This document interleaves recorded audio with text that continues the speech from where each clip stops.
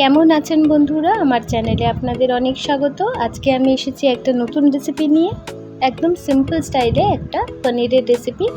চলুন দেখে নেওয়া যাক কীভাবে বানাই। প্রথমেই আমি কড়াইতে তেল আর একটু ঘি গরম করতে দেবো। এরপর আমি যে গুঁড়ো মশলাগুলো নিয়েছি সেগুলো একে একে আমি জলে ভিজিয়ে নেব। গুঁড়ো মশলার মধ্যে আমি নিয়েছি ধনের গুঁড়ো, জিরের গুঁড়ো, লঙ্কার গুঁড়ো আর হলুদ গুঁড়ো।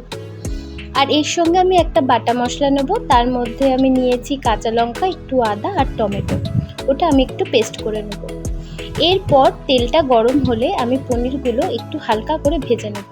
খুব বেশি ভাজবো না, তাহলে পনিরটা শক্ত হয়ে যাবে।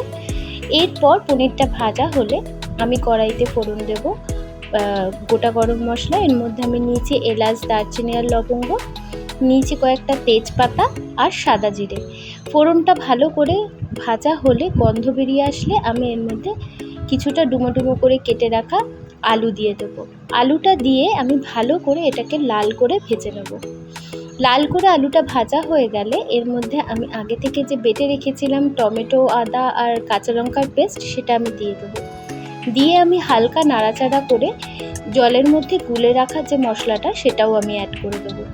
দিয়ে আমি মশলাটা ভালো করে একটু কষাবো। এর মধ্যে আমি দেবো স্বাদ মতন নুন আর চিনি।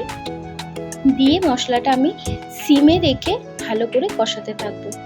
মশলাটা কষানো হয়ে গেলে যখন এটা থেকে ভালো করে তেল বেরিয়ে আসবে, এই সময় এর মধ্যে আমি অ্যাড করে দেবো এর মধ্যে জল। জলটা আপনারা আপনাদের টেস্ট অনুযায়ী দেবেন। আমি এখানে খুব বেশি জল ব্যবহার করিনি।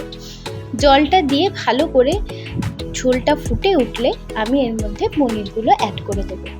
পনিরগুলো দেওয়ার পর কিছুক্ষণ ফুটে উঠলে নামাবার আগে আমি এর উপর দিয়ে একটুখানি কাসুরি মেথি দিয়ে দেবো।